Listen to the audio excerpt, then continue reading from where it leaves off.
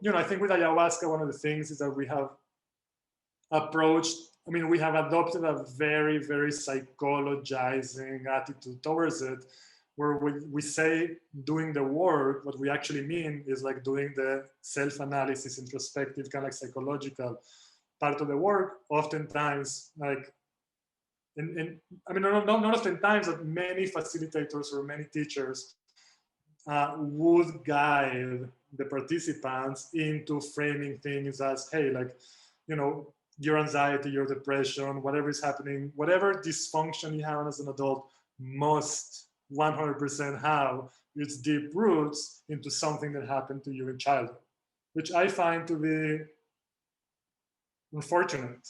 Yeah, I think, again, like generalizing or providing easy explanatory systems or overarching explanatory systems for human suffering is very tricky, because we've been doing that all along. And in many ways, we're doing that again, yeah, now with ayahuasca and psychedelics in general, saying like, okay, whatever adult dysfunction you have, let's dig into the deeper roots of your childhood, because we're going to find a trauma there that will explain everything that happened after. This might be true for some people. My experience is that's not true for most people. Yeah. So again, like, this is kind of like Abraham Maslow's famous law of the instrument. If your only tool is a hammer, everything is going to start looking as a nail. So I think we do think a lot of people as nails, depending of what hammer we're holding in our hand, which I found to be counterproductive. And this is something that kind of like comes to light through talking to people. Like, you know, like this is like the narratives of the person after the experience. And I mean, this is not necessarily bad. Like, people, it's not like, you know, they failed because they didn't get to the root of the trauma, but like, hey, well, maybe, you know, your dysfunction is not necessarily rooted in whatever story you made about your mom not holding you enough when you were a child, but maybe there's other things, you know, maybe you're just bored with your job, or maybe you're just, you know, whatever. There's 1,000 different existential issues that are not necessarily rooted in a very psychologized notion of like the human individual as a product of trauma. I think we're a little bit overdoing it with the trauma approach. That's kind of like my personal perspective. And I say this, by the way, I'm about to finish my training with Gabor Mate, which has been amazing. I really appreciate Gabor Mate and the compassionate inquiry approach. I found it extremely useful. I'm happy to use that with clients when it's appropriate, but also I do have a lot of questions about, you know, many of the assumptions. So that's just one example of how what actually happened.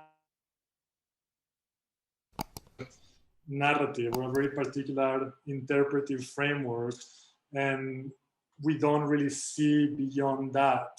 And again, like, this is kind of like, you know, if there's two things that are the common running thread of everything that we've been speaking about, is precisely that I think we are losing by the day the capacity to hold complexity and nuance and paradox and uncertainty. And if anything is useful from psychedelics and ayahuasca and all these things, is precisely the awareness that things are mysterious and that uncertainty is an intrinsic fact of life.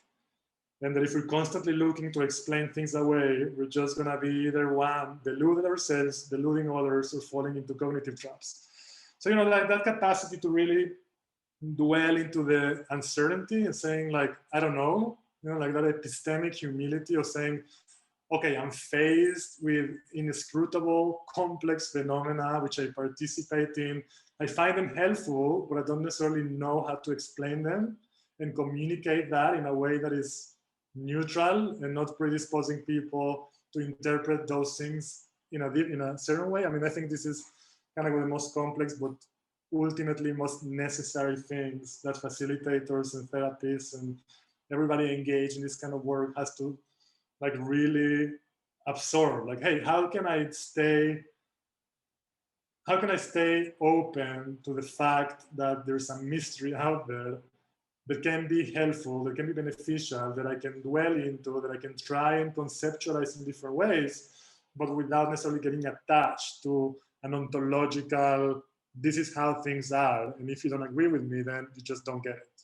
Yeah, this is what I've been told many times. Oh, you just don't get it yet because you haven't dieted enough. Like, well, I mean, I may diet more. I may diet 20 times. You know, that doesn't mean that one day I'm gonna start using the same language that you do to describe the experience that you have, because it's just different frameworks in which these things can be approached and be just as meaningful for people, right? Like, I think like the standard has to be not what you think is true, but what is ultimately beneficial and helpful for the person in front of you. And that requires a lot of cognitive flexibility and ideological flexibility. Oh, you're a spiritual person, you know, like that language of plant spirits and like ascension and awakening speaks to your heart. Great, that's great. You know, like that is a good sense making device for you to make sense of the experience. But that's not going to work for another person who might be more secular or more rational minded or more existential, you know, whatever. So I think that's kind of like the thing where I would like to see more people engaging with more epistemic humility and more intellectual honesty in being much more careful not to pass down our linguistic viruses and ideological frameworks to other people, particularly people who are new to this work and who might or might not resonate with that work.